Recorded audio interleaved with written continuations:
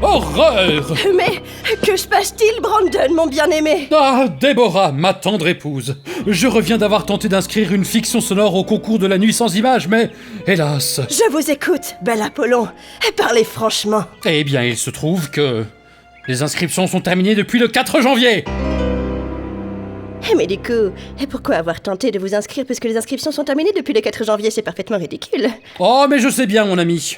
D'autant plus que, comme je n'ai jamais produit de fiction sonore, Oui. que je n'ai jamais enregistré pour une fiction sonore, ni même écouté de fiction sonore, ou encore moins tendu ma pelouse avec une fiction sonore, Vraiment? eh bien, je leur avais apporté cet adorable chihuahua afin de l'inscrire au concours à la place.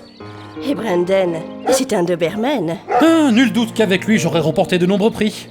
Prix de la meilleure saga, prix du public, prix du meilleur rôle féminin, ou encore prix du meilleur bruitage de personnages qui tombent du 36e étage en faisant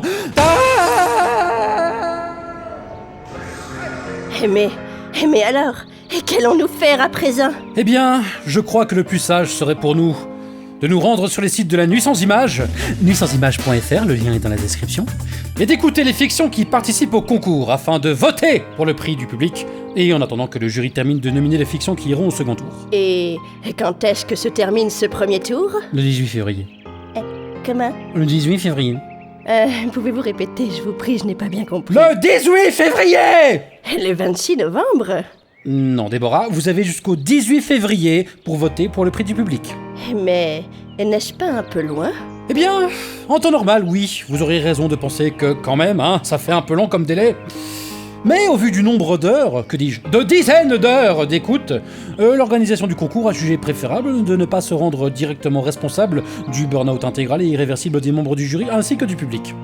Eh ben... Oui, cela serait peut-être un peu mal vu.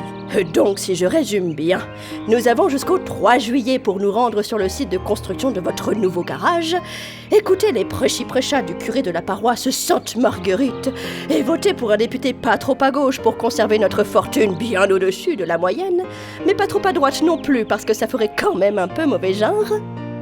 Bon Dieu, Déborah, c'est terrible, vous n'avez rien compris. Ah. Donc, je répète, vous avez jusqu'au 18 février pour vous rendre sur le site de la Nuit Sans Images, écouter l'ensemble des fictions inscrites et voter pour le prix du public. Ah bon, c'est donc ça. Oui, pendant le deuxième tour, vous pourrez voter pour les autres prix, mais c'est pas tout de suite quoi. Vous me fatiguez, Brandon.